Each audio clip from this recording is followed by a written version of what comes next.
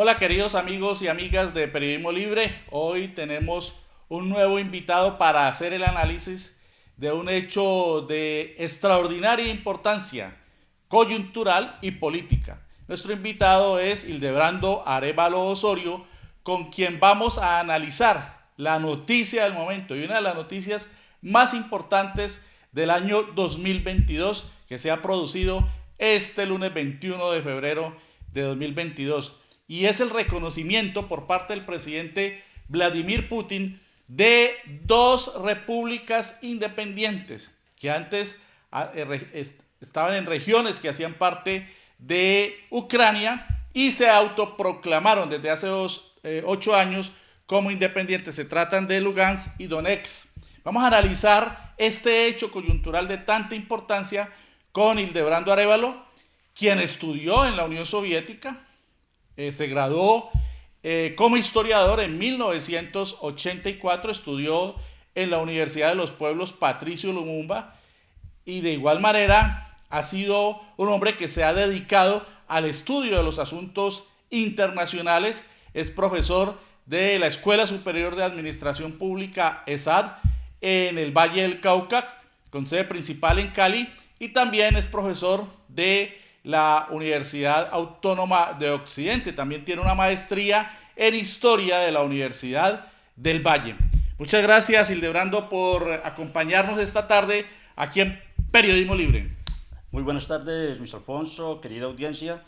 Es realmente una oportunidad única esta que tenemos hoy de poder, justamente cuando hace unos minutos el presidente Vladimir Putin declara el reconocimiento de Rusia de las hasta hoy autoproclamadas repúblicas de Lugansk y la República Popular Democrática de Donetsk como repúblicas independientes. Hoy esas repúblicas inician su recorrido a constituirse a buscar el reconocimiento internacional como estados, y el primer paso lo da Rusia con el pronunciamiento del presidente Putin.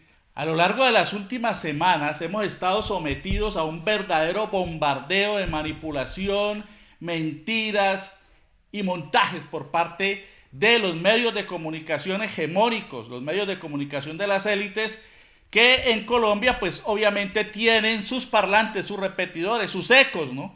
Y hemos visto una enorme cantidad de periodistas, muchas veces desde su ignorancia supina y también desde sus posiciones sesgadas y premeditadamente a favor del imperio estadounidense y de las posiciones de la OTAN, repetir lo que dicen las agencias internacionales gringas, alemanas, francesas y sobre todo inglesas. ¿Qué dicen todos esos medios de comunicación hegemónicos? Pues que Rusia va a invadir a Ucrania y que va a desatar una guerra, cuando hemos visto a lo largo de los últimos años cómo es Estados Unidos quien ha desatado las guerras con toda clase de mentiras, y pues nos haríamos extensísimos en la enumeración. Pero recordemos simplemente las mentiras que inventaron para llegar a Irak, para invadir Afganistán, para destruir ese país del norte de África que es Libia, para meterse con las monarquías anacrónicas y ultraconservadoras del petróleo del Medio Oriente en Yemen, y para producir pues todo el desangre y toda la guerra infame que han producido contra el pueblo sirio, contra el pueblo palestino, etcétera. De modo que estamos en presencia de una coyuntura histórica, y con Hildebrando vamos a tratar de explicarles a nuestros seguidores de Periodismo Libre qué es lo que realmente ha ocurrido allí. Iniciamos entonces, Hildebrando, con el tema, con la coyuntura. ¿Por qué es importante lo que ha ocurrido hoy? El reconocimiento por parte del presidente Vladimir Putin de la independencia de estas dos repúblicas. Para hablar de este hecho, tenemos necesariamente que recurrir a los elementos de la geopolítica. Lo que ha ocurrido hoy es que una potencia que había desaparecido en el año 1989 y cuyo estado fue destruido durante la administración del presidente Yeltsin, logró dar un viraje en ese rumbo, viraje que estuvo acompañado desde la embajada en Moscú por los Estados Unidos, dio un viraje a recuperar la soberanía nacional y junto con la soberanía su potencialidad regional. Una vez que Putin llega al poder en el siglo XX, comienza todo el proceso de reconstrucción del Estado ruso, de la industria rusa, de la soberanía rusa, de la independencia, reconstruir la independencia política, económica que había perdido y que había sido entregada por Yeltsin, una corriente que recogió las influencias liberales y neoliberales occidentalistas que lograron predominar desde el año, oficialmente desde el año 84, 85 inicia la perestroika, ahí en el Congreso del PECUS, del Partido Comunista de la Unión Soviética, predominan, llegan a la dirección los neoliberales encabezados por Gorbachev, que era un líder de formación comunista. Dentro del comité central era la persona, el cuadro político y además el cuadro académicamente muy bien preparado, egresado de la Universidad Lomonosov, abogado con honores en su pregrado, sus posgrados, pero este es un hombre amigo de Occidente, la occidentalización, y inicia una serie de reformas que tuvieron inmediatamente un saludo por parte de todo el mundo occidental y por los demócratas del mundo, porque al anunciar las políticas de la reestructuración o perestroika en ruso y la transparencia o glasnost en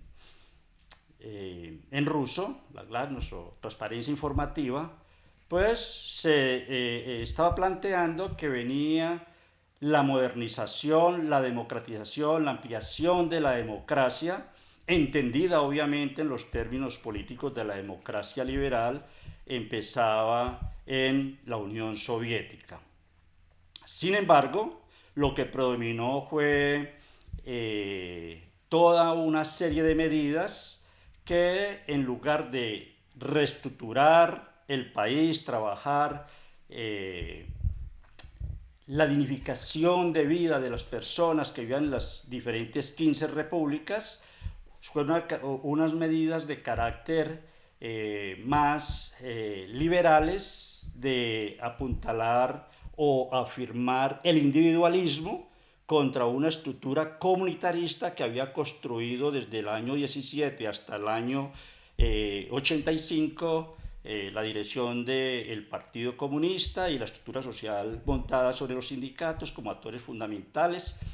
Y esa estructura fue menguada por el individualismo, por la libre empresa y por los apetitos de esos elementos liberales en el PECUS y en la dirección del Estado. Acuérdense que era un Estado único, de dirección única, y esos elementos que están posicionados en los grandes segmentos de la industria nacional, la industria de guerra, la industria metalmecánica, la industria química, la minería, el comercio, todos estos dirigentes comenzaron a preocuparse más por apropiarse de esos medios de producción y de esa manera renunciaron al comunismo y en cabeza de Yeltsin se expresaron políticamente en 1991.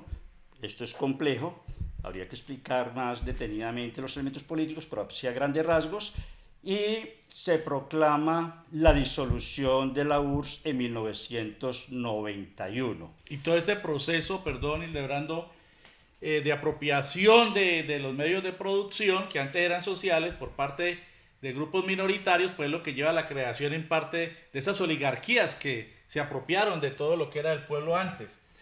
Y es muy importante entender entonces, cuando llega usted a 1991, por qué Ucrania hacía parte de la Unión Soviética, que recordemos eran 15 repúblicas, Ucrania era una de ellas. ¿Por qué Ucrania hacía parte de esas repúblicas?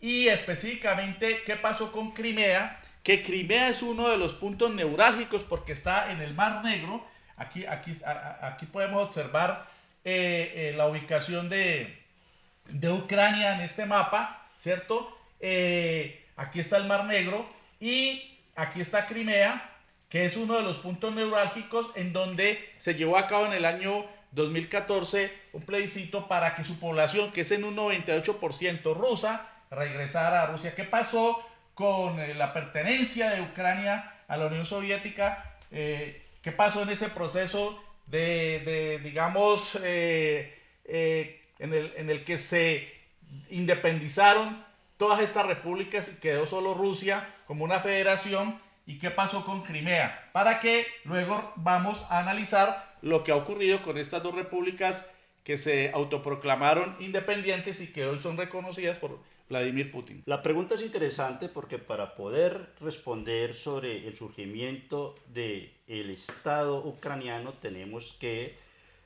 hacer referencia al nacimiento de un gran Estado moderno que marca el suceso más importante del siglo XX, que es el Estado de la Unión Soviética.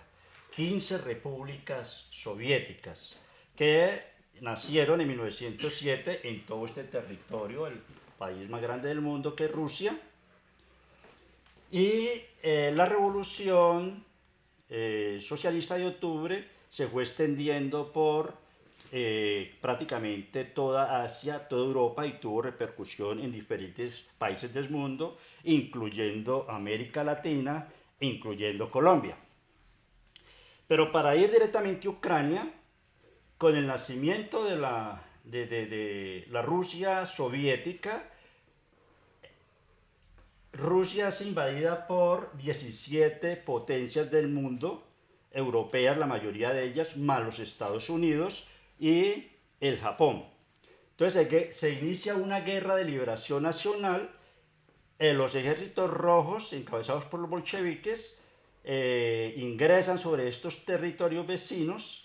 Acá Ucrania había estado junto con Rumanía, con Bulgaria, con Hungría, con lo que fue la antigua Yugoslavia, con lo que actualmente son las repúblicas de Eslovenia, Croacia, Bosnia, Montenegro, Albania, Macedonia, hacían parte de territorios del dominado Imperio Otomano encabezado por Turquía, imperio que desapareció en la Primera Guerra Mundial entre los años 1914 y 1918. Ante la desaparición del imperio, que es una organización preestatal y que tenía influencia en la zona, el territorio histórico de Ucrania, que tiene mucho en común el desarrollo histórico con el de Rusia y Bielorrusia, gracias a la influencia de el cristianismo de la Iglesia Ortodoxa, de elementos comunes, el idioma común. Entonces en Ucrania dominaban unos jefes guerreros, los atamanes, y ellos en este territorio son invadidos y hay una gran lucha de los ejércitos, el ejército blanco con el ejército rojo, y en 1920 son derrotados los blancos y Lenin diseña la estructura de el Estado ucraniano, un Estado clave en la relación con Europa, y en 1922 se proclama el nacimiento de la República Soviética de Ucrania. Que fue fundamental, Ucrania fue fundamental en la lucha de liberación en la Segunda Guerra Mundial, porque allí encontramos unos puntos de resistencia extraordinarios, la resistencia que dio, por ejemplo, toda la población en Crimea contra el ejército nazi. Trasladémonos acá, profesor, si usted lo estima conveniente. Este mapa es más grande. Hemos tratado de encontrar en el cúmulo de mapas de los que disponemos los más grandes para explicarles a ustedes lo que ocurre en todo este entramado geopolítico tan importante para la historia contemporánea.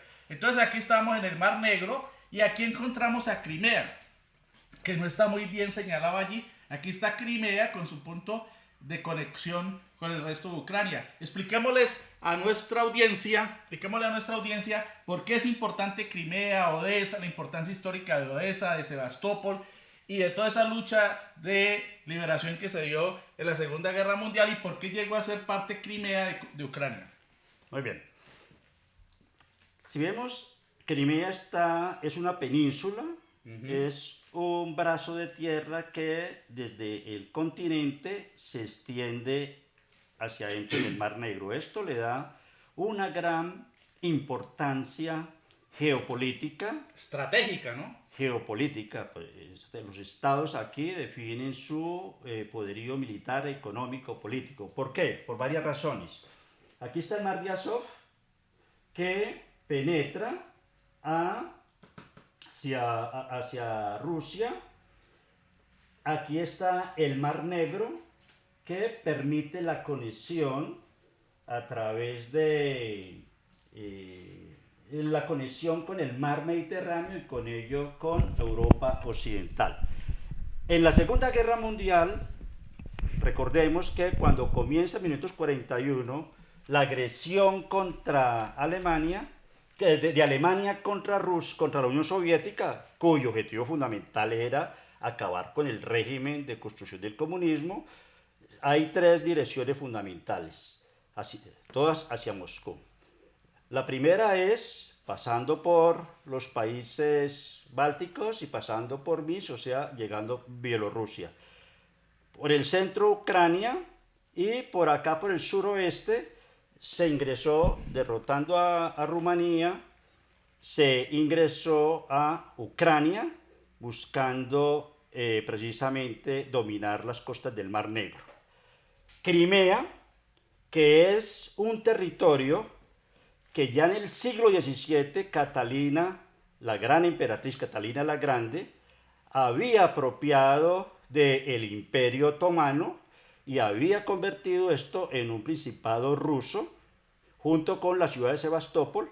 Entonces, Crimea está habitada, y recalco esto para que llegamos a la discusión actual, por rusos ya en 1917, y acá se construye una de las principales plazas de armas en Sebastopol, porque es la entrada por el suroeste, es la entrada directa a Rusia, por el Mar Negro. Y por el Mar Negro viene toda la... Entonces, Crimea ya tenemos que es un territorio ruso finalizando el siglo XIX y se consolida como territorio ruso en el siglo XVIII. Viene la Revolución de Octubre, esta era, como dato histórico y anecdótico, aquí está en la orilla del Mar Negro, está Yalta, que era la casa de descanso de los zares. En la Segunda Guerra Mundial, Crimea fue el sitio de resistencia, de mayor resistencia a los embates del ejército alemán, de los aliados, especialmente, por ejemplo, como Rumanía, especialmente atacando acá, y se convirtió en el tapón contra estos ejércitos, y esto fue la resistencia. Recordemos que Sebastopol es declarada ciudad héroe, porque con su resistencia prácticamente la población desapareció, se quedaron solamente los defensores militares, pero nunca se rindieron, como muchas de estas ciudades que vamos a ver aquí. ¿Cómo llegó Crimea a ser parte de Ucrania? Crimea hasta 1952 fue parte de Rusia, la República Socialista Soviética de Rusia. En un acto político para fortalecer los lazos de lo que se llamaba la amistad entre los pueblos, entre Rusia y Ucrania, y en un gesto unipersonal que demuestra el poder político que tenían los primeros secretarios del Partido Comunista, le dona a motu propio Crimea a Ucrania. A partir de allí, como era un solo Estado, era una federación de repúblicas, un solo Estado, entonces nadie prestó mucha atención y ese hecho se va a convertir en un hecho geopolítico en la actualidad. Se creía en la solidaridad de todas las 15 repúblicas. Era la amistad entre los pueblos. En el sentido de que todas correspondían a un poder central y que todas esas 15 repúblicas estaban unificadas en un solo mando. Y por eso, pues, Crimea hace parte de Ucrania. Nunca se pensó en la debacle que vino en 1914 91 cuando desaparece la Unión Soviética, ¿cierto? Y hay que recalcar con este hecho que no es un hecho histórico, sino que es un hecho político, porque aquí más del 95% de la población continuó siendo rusa. Muy bien, y entonces, por eso mismo que está explicando el profesor Hildebrando Arevalo Osorio, que la inmensa mayoría, se calcula que el 98% de la En la población, votación el 95% votó por regresar nuevamente. exactamente, se consideraba rusa, hablan el ruso, tienen la cultura rusa, la idiosincrasia rusa, y dieron su vida, sus antecesores, sus antecedentes, sus padres, sus abuelos, por la derrota del nazifascismo para que permaneciera libre lo que se llamó la madre patria, ¿no? En la guerra patria, en la guerra madre, que fue la lucha contra el nazifascismo en la Segunda Guerra Mundial.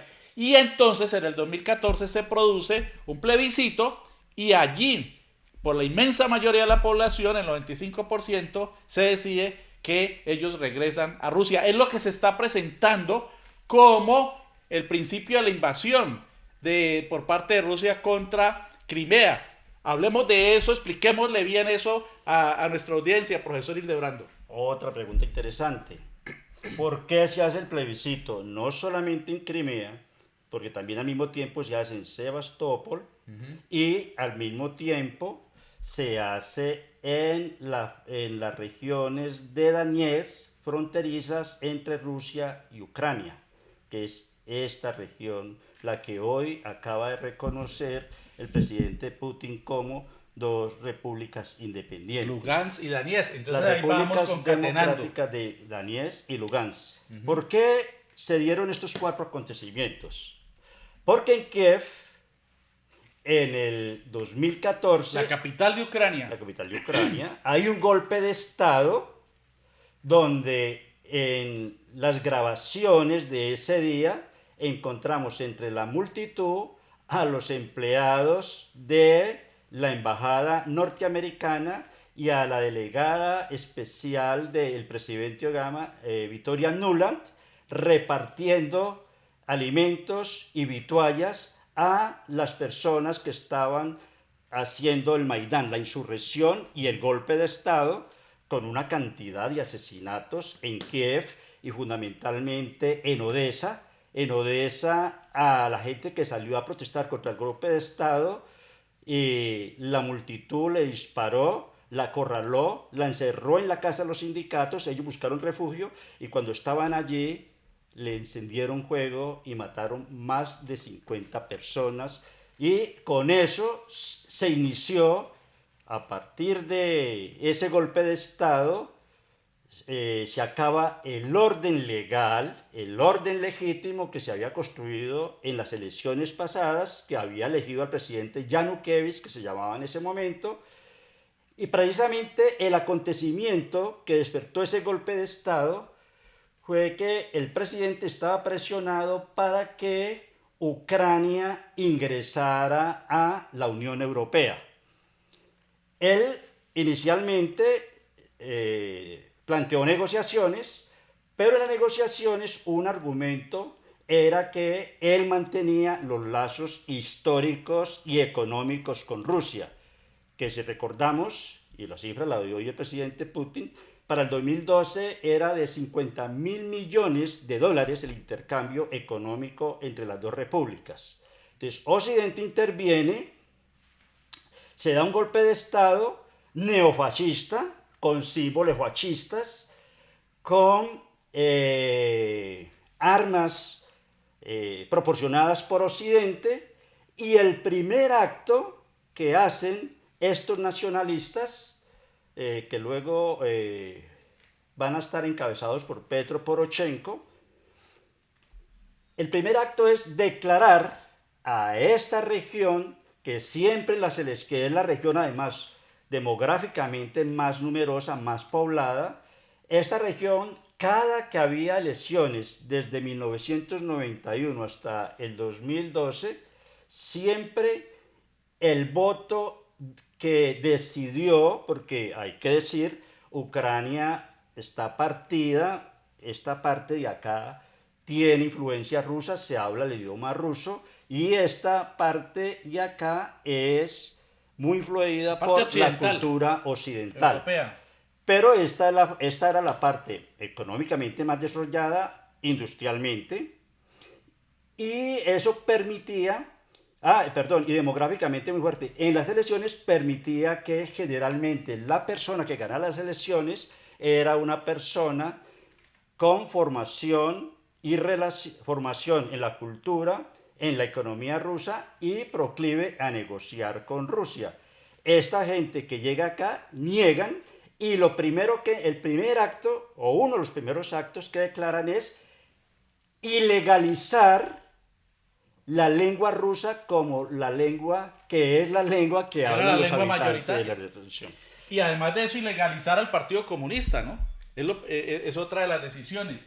Y entonces se produce el levantamiento de esta población en las regiones en las que ahora el presidente Putin pues ha producido un decreto fundamental, que es el de su reconocimiento como repúblicas independientes, lo cual tiene pues con los pelos de punta a los señores de los imperios gringo y británico, y pues seguramente van a estar haciendo un enorme vertimiento de veneno durante los próximos días. Pero aquí les estamos explicando qué es lo que realmente ha ocurrido y cuál es el verdadero significado de esto. Es decir, la otra historia que no van a encontrar ustedes en los grandes medios masivos hegemónicos de comunicación. Entonces, ¿qué ha ocurrido, profesor Hildebrando, en relación con estas dos repúblicas? Mostrémoslas aquí, cuál es la importancia de esto, y expliquemos también cómo desde hace 8 años se está llevando a cabo una confrontación que ha dejado miles y miles y miles de muertos en los bombardeos que han desatado desde el régimen neonazi de Kiev, la capital de Ucrania, contra la lucha independentista de estas dos regiones. Bien, entonces para que nos ubiquemos geográficamente, esta es la región, todo esto es Donbass, pero esta región es, bueno, Kharkov todavía está en Ucrania, esta es la región del Donbass. Aquí están las dos repúblicas, la República de Donetsk, con capital en la ciudad de Donetsk, y la República de Lugansk, son repúblicas, oficialmente se denominaron República Popular Democrática de Donetsk y República Popular Democrática de Lugansk. Y ellos, desde un principio que se autoproclamaron, entre los dos negociaron y propusieron como proyecto político la creación de la Federación de la Nueva Rusia o Novorosía en esta territorio. ¿Por qué? Ellos, por tradición, por cultura, por religión, por procesos económicos, esta es la zona carbonífera más importante, fue la zona carbonífera más importante de la Unión Soviética, la zona más carbonífera más importante de Ucrania, la zona más industrializada, más numerosamente poblada, y esta región marca el límite, digámoslo ya, para el siglo XXI, el límite de la separación entre las tendencias pro-occidentales, enemigas de Rusia, y esta franja, que es una franja muy importante porque es la frontera sureste de Rusia contra la penetración de las bases de la OTAN. ¿Por qué? Porque a pesar de que en 1991 Gorbachev y Reagan, Gorbachev era el presidente de la Unión Soviética en ese momento, y Reagan era el presidente de Estados Unidos, en Alemania acordaron que la OTAN, la Organización del Tratado del Atlántico Norte, que es una alianza militar para garantizar la defensa, así dicen sus estatutos, la defensa militar de cualquier amenaza externa, pero que fundamentalmente está guiada por los Estados Unidos y que en la práctica es un instrumento militar de los Estados Unidos, no se extendería más allá de la que entonces en ese momento era la reunificación de Alemania y de lo que había sido la frontera de Alemania Oriental. Es decir, de acá hasta acá nunca habría OTAN. Expansión. Eso nunca se escribió, hasta hoy, supuestamente. Hace 3 días, un profesor de la Universidad de Boston, buscando los archivos diplomáticos, encontró un documento desclasificado.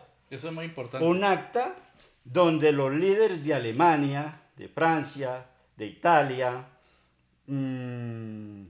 Francia, Alemania, Italia y creo que Austria, reconocen la necesidad del compromiso de no extender la OTAN a las fronteras Pero lo hacia el extendieron, oriente. incluso hoy está en esta área que da Ahí el está, límites con ahí Rusia. es donde está el problema que explica el suceso de hoy. Y viniendo a hoy, profesor Hildebrando, entonces lo que está reclamando Rusia fundamentalmente es que no llegue hasta acá, porque no quiere la OTAN y sus misiles y su maquinaria de guerra y de terror en los límites de Rusia, lo que cualquier país reclamaría, ¿no? Estados Unidos también, cuando la crisis de los misiles en Cuba, reclamaba lo mismo, que no eran misiles soviéticos en Cuba. Entonces, ¿cómo explicar toda esta sarta de desinformación? ¿Cuál es el interés del imperio gringo ahora de Biden? ¿Es la continuación de la política de Barack Obama, que había sido interrumpida en esta zona, claro, por el presidente Trump? Miremos el mapa para poder hacer pedagógicamente entendible el proceso. Aquí está Estonia, está Letonia y está Lituania, los 3 países pribálticos. Estos países pertenecieron a la Unión Soviética. Estos son los países que primero declararon utilizando el acuerdo de 1989 firmado por el presidio del partido de la Unión Soviética, utilizaron una cláusula y proclamaron su independencia. Estos son los primeros países que ingresan a la Unión Europea y son los primeros países que con la OTAN comienzan a colocar armas atómicas en la frontera con Rusia, en el Báltico. Luego, el otro país que tiene bases de la OTAN es Polonia. Y además de bases de la OTAN, tiene 7.000 soldados norteamericanos. Luego, todos estos países que nacieron como consecuencia de la caída del socialismo, la República Checa, la República de Eslovaquia, Hungría, Rumanía, Moldavia, Montenegro, Bosnia y Herzegovina, Croacia, Antigua Yugoslavia. Eslovenia, los 6 estados que resultaron de la antigua Yugoslavia. Ellos ingresaron y tenemos que hoy en día en Rumanía tenemos bases militares de la OTAN con armas de la OTAN apuntando a Moscú. La única región donde no están es en Bielorrusia. Porque Bielorrusia sigue siendo amiga de Rusia. Amiga de Rusia, sí, amiga. Entonces, ¿cuál es el problema? Que de acá, los misiles, los Tomahawk, apuntan hacia Moscú. Llegan en 5 minutos a Moscú. Entonces, hoy en día ya hay una guerra. No hoy en día, hace 2 años hay una guerra abierta contra Rusia, que es una guerra de los medios de comunicación, bueno, lo que llaman día guerra híbrida, una guerra de medios de comunicación y hay una guerra económica contra Rusia. ¿En qué se manifiesta? Constantes sanciones contra los negocios, contra las visas, contra las personalidades, contra los oligarcas rusos que tienen negocios y capitales en toda Europa, y fundamentalmente con un oleoducto supremamente moderno que Rusia acaba de construir, lo pasa por acá por todo el mar Báltico y llega acá a este punto de Alemania y actualmente Rusia le vende a Alemania casi el 50% del gas que usa Alemania. Con ese moderno oleoducto surtiría Alemania y aumentaría el gas que actualmente consume Austria, que consume España, que consume Francia. Gran parte del gas, que es importante para el invierno europeo, lo vende Rusia. Estados Unidos entiende que esa va a ser una herramienta económica dentro del gran proyecto de desarrollo económico que emprendió Putin hace unos, pues, Rusia, representada por Putin, de sustitución de importaciones para depender menos de defenderse la guerra económica, y aquí tendría una gran entrada de divisas. Además, pues, que es un socio importante Alemania para el desarrollo económico, tecnológico, y Joe Biden, el presidente de los Estados Unidos, ha declarado una guerra para impedir los ingresos y buscar el estrangulamiento económico del desarrollo de Rusia. ¿Cuál es la explicación en el aspecto económico de la relación entre Rusia, Ucrania y el resto de Europa occidental? El petróleo, El gas. el gas. Hay dos oleoductos Yamal y actualmente este que entraría en funcionamiento porque desde Rusia, atravesando toda Ucrania, se alimenta el gas de Europa Oriental y parte del ramal llega hasta Alemania. Eso es un gran elemento. Aquí hay algo paradójico. La economía ucraniana en gran parte depende del oleoducto que pasa por su territorio.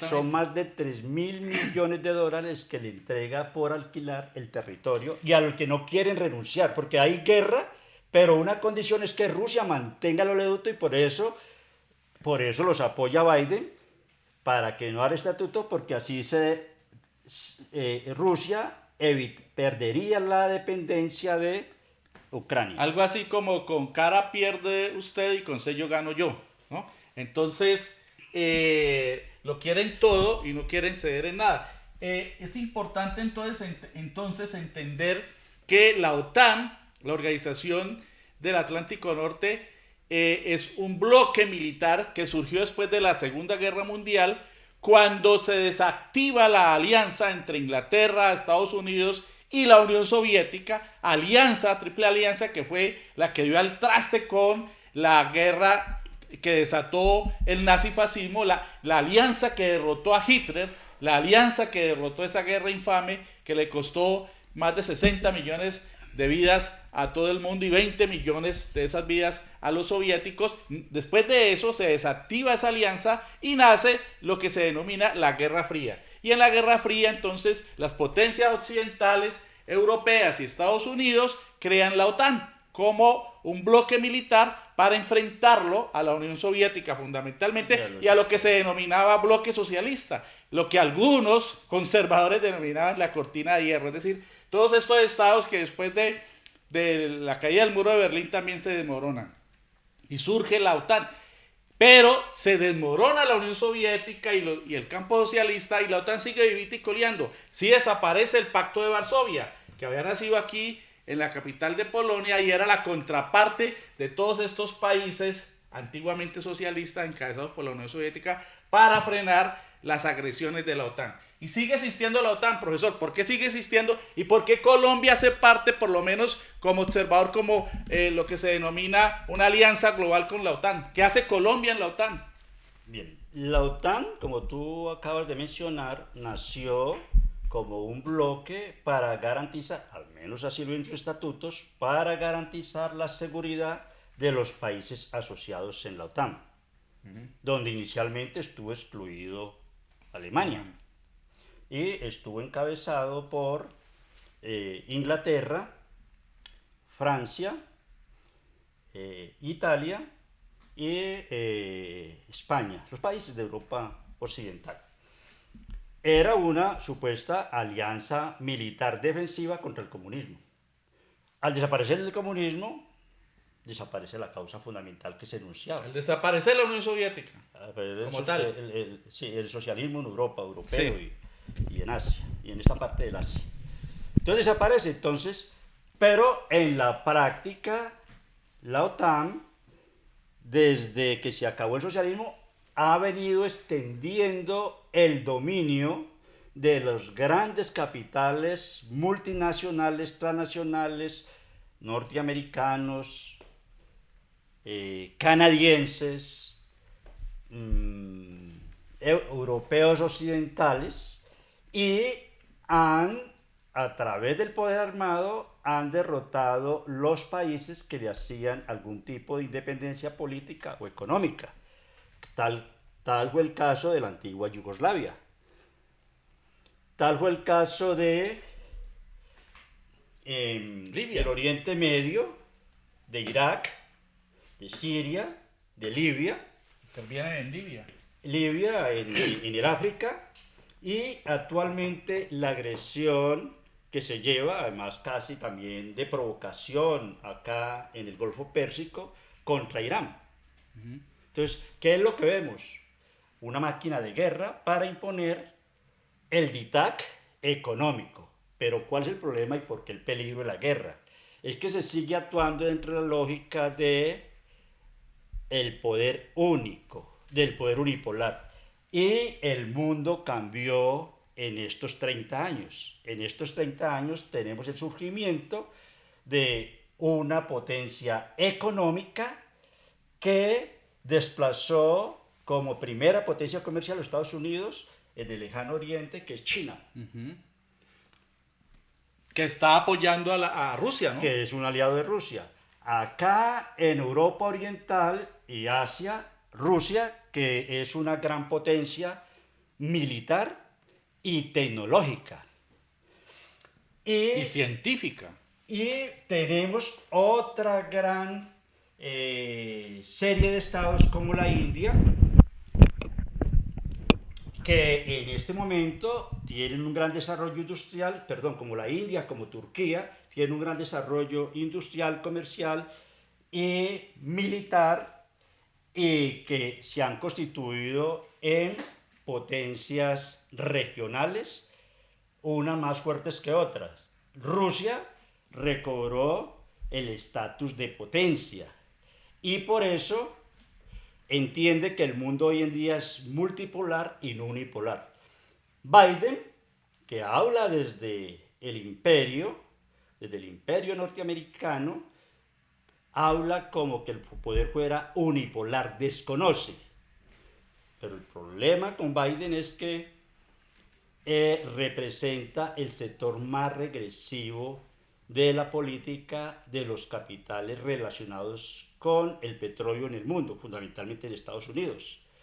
Biden lo que está presionando a Europa Occidental, organizada en la Unión Europea, que no es la OTAN, son dos cosas diferentes, está presionando a la Unión Europea para que coloquen. Hace 3 años Estados Unidos se convirtió en el primer productor mundial de petróleo y uno de los principales productores de gas, especialmente con un petróleo que se llama petróleo esquisto, que es el de la fracturación, el famoso fracking. Y con ese petróleo que está superproduciendo quiere venderlo, pero en la práctica el petróleo de Moscú es más liviano, más limpio y mucho más económico. Es decir, que estamos en presencia en el marco de esta pugna geoestratégica y geopolítica de unas potencias, ¿no?, antihegemónicas frente a Estados Unidos e Inglaterra, porque no olvidemos el papel de Inglaterra, ¿no? No olvidemos el papel que juega la Gran Bretaña, que es otro imperio. Entonces, unos países que se han puesto de acuerdo, que en cierta medida son solidarios entre ellos, como Rusia, como China, podríamos hablar también de Irán, que entienden que lo que está en juego es una lucha frente a este poder hegemónico y frente a la amenaza de la OTAN. Pero yo le hacía la pregunta, profesor Hildebrando, ¿por qué Colombia está metida y qué tiene que ver Colombia en medio de todo este juego imperialista y de todas estas potencias? Bien. Nuestro antiguo presidente Santos recibió el Premio Nobel de Paz. Pero es de las cosas paradójicas, igual que su colega norteamericano o Barack Obama. Sin embargo, pues el argumento fue por el proceso de paz en Colombia. Pero él firmó en el 2018 el ingreso de Colombia como miembro Estado global, un estatus que no le permite tener tropas, pero que le permite ser observador, ser colaborador, colaborar en el área de la tecnología, la educación, el desarrollo de la ciencia. Ingresó allí a la OTAN, primer país que, hay que decirlo, toda Latinoamérica, de México hasta la Patagonia, es un territorio libre de armas nucleares. Es un espacio no nuclear. Sí. Y se ha mantenido. Colombia es el primer que entra en una alianza nuclear. ¿Pero por qué esto? Porque Colombia aspira o está jugando el papel muy semejante, hoy en día con Duque, el papel de Estado títere que juega Ucrania en Europa, lo piensa jugar Colombia en la región. Y no solamente Santos introdujo en el 2018 a Colombia en la OTAN. Hoy es 21, el 20 de febrero del 2022, hace 2 días. Desde 2021. 2022, 2020. 21. Del 2021. Estamos en el 22. Entonces, 2022, hoy. Sí. Hace 2 días, Bo Meléndez. 2 días. Bo Meléndez, un senador demócrata, propuso en el Parlamento norteamericano convertir a Colombia de actor global en actor estratégico de los Estados Unidos en la OTAN. Con este argumento, combatir la presencia maligna de 3 estados en la región, Sí. amigos de Rusia. Venezuela, Cuba y Nicaragua. Eso causa un problema porque involucra a la región en el problema de las contradicciones geopolíticas con el uso incluyendo de armas nucleares y el poderío militar de la alianza. Y no se justifica que permanezca ahí. ¿Usted qué piensa? Colombia debería seguir el ejemplo que ha tenido Latinoamérica de ser una región libre, soberana en la participación en los bloques militares geopolíticos. Para ir terminando, profesor Hildebrando Arévalo Osorio, nuestro país pues está en una coyuntura histórica supremamente importante. ¿Usted qué piensa que puede ocurrir? ¿Qué reflejo, qué espejo puede tener este conflicto en nuestro país a propósito del momento que estamos viviendo tan palpitante, tan álgido y que en el que también la coyuntura internacional tiene gran incidencia? Claro, recordemos que para los Estados Unidos en las Américas, el estado geopolíticamente estratégico más importante se llama Colombia. Estados Unidos ha podido perder, pero no puede perder Colombia. Este es el paso, pues todos conocemos acá que este es el paso de el comercio internacional de esta Europa con las Américas, aquí en la frontera acá con Panamá. Todo el dominio que tiene sobre el Caribe y la incidencia geopolítica. Aquí en Colombia hay 7 bases militares de los norteamericanos para intervenir lo que acaban de hablar en el Senado norteamericano, la presencia maligna, es decir, todos aquellos procesos que se imaginan un proceso post-capitalista o al menos post-colonialista o post-neocolonialista y que han emprendido ese camino como son Venezuela, Nicaragua, Cuba, pero seguramente no demoraremos en escuchar que clasifican en ese estatus a Bolivia, seguramente, porque hay unos procesos de independencia muy interesantes. A Perú, aunque hay un gobierno supuestamente progresista, también lo tienen ya ahí. Sí, pero en la práctica lo que es subsumido, ¿no? Subsumido, que ahí llegó también el espíritu maligno de los procesos independentistas. Entonces, sería esta el área de intervención en los países vecinos y crearía guerras regionales con las consecuencias, porque hoy el mundo, toda consecuencia es global. Venezuela tiene relaciones, Nicaragua, Cuba, tiene unas relaciones muy importantes, económicas, militares e incluso de cooperación militar, Claro. Cuba con Rusia Exactamente. Entonces, y China. miren el reflejo, este triángulo, ¿no? Cuba, Venezuela, Nicaragua. Y la punta de lanza contra la autonomía, la independencia, la soberanía, está aquí en nuestro país. Es el terrible papel que le ha asignado el imperio estadounidense, el imperialismo estadounidense, del que muchos no quieren hablar, ¿no? Porque ya proscribieron el concepto, la idea y lo que es el imperialismo. Pero sigue existiendo, el imperialismo está aquí, está en Inglaterra también, y están siendo protagonistas negativos de toda esta coyuntura que estamos viendo.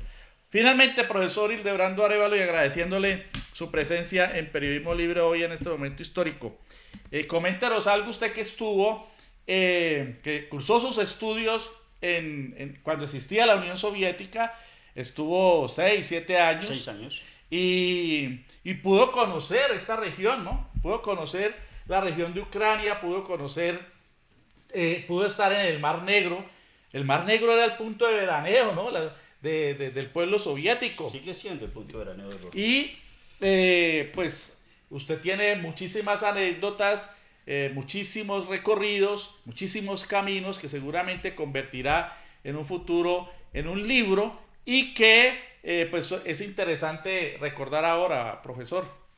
Sí, a ver, si son anécdotas, te cuento que yo alguna vez viajé de Moscú hasta Vladivostok, hasta acá Vladivostok, y la sorpresa mía era que cuando llamé a uno de mis amigos en Moscú, estábamos en el mismo país, estábamos a 10 horas de diferencia, 10 usos horarios.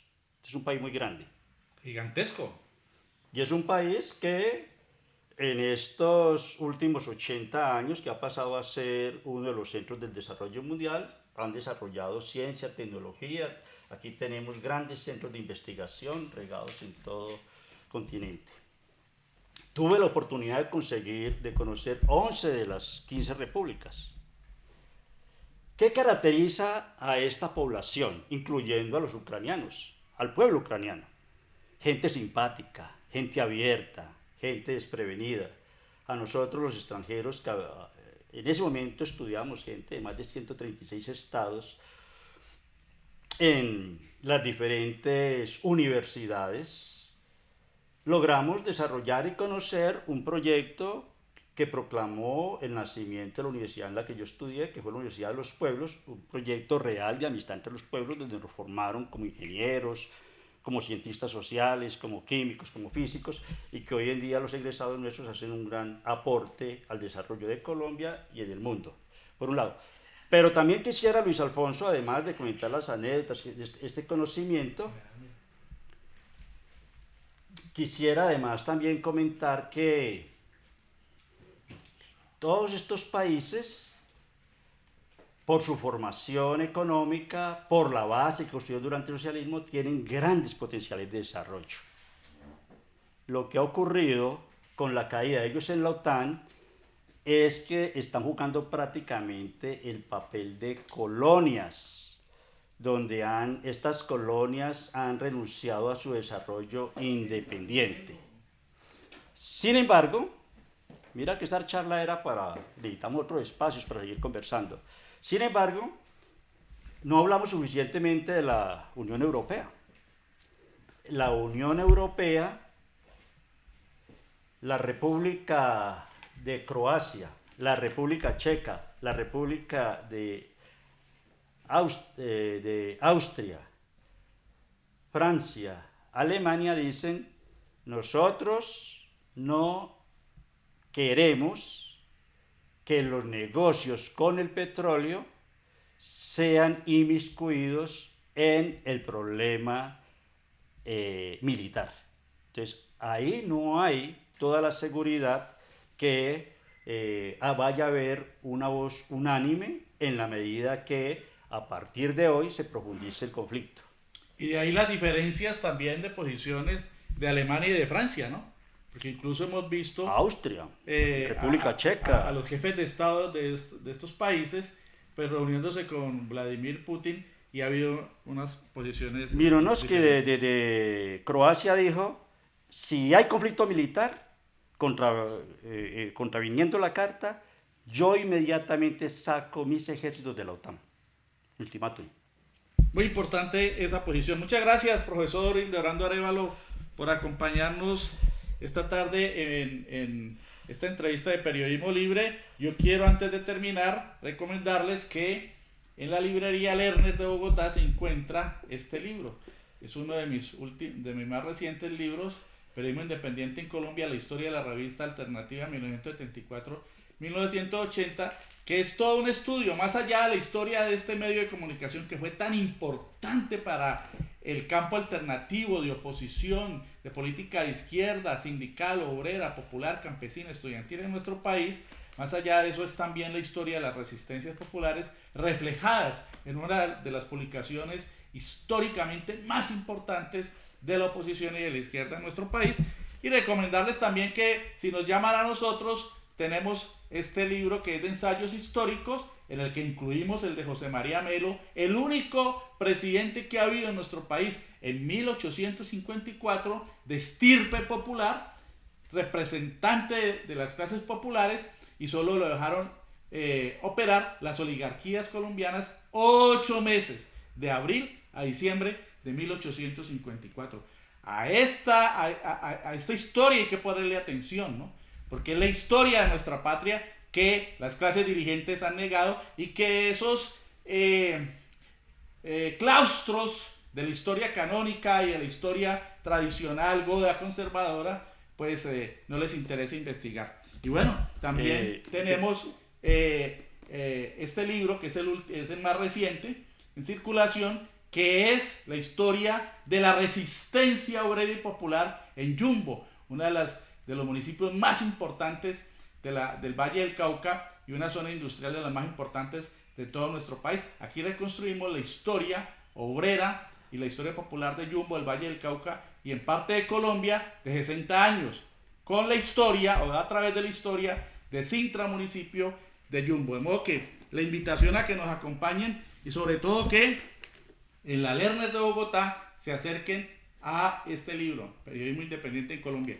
En Bogotá, porque en Cali se nos agotó. Vamos a ver si podemos hacer una segunda edición no, Luis Alfonso, yo quería, antes de despedirme, mencionar dos cosas. Primero, hay que leer este tipo de obra académica, porque es una obra diferente, es una obra refrescante, es una mirada nueva.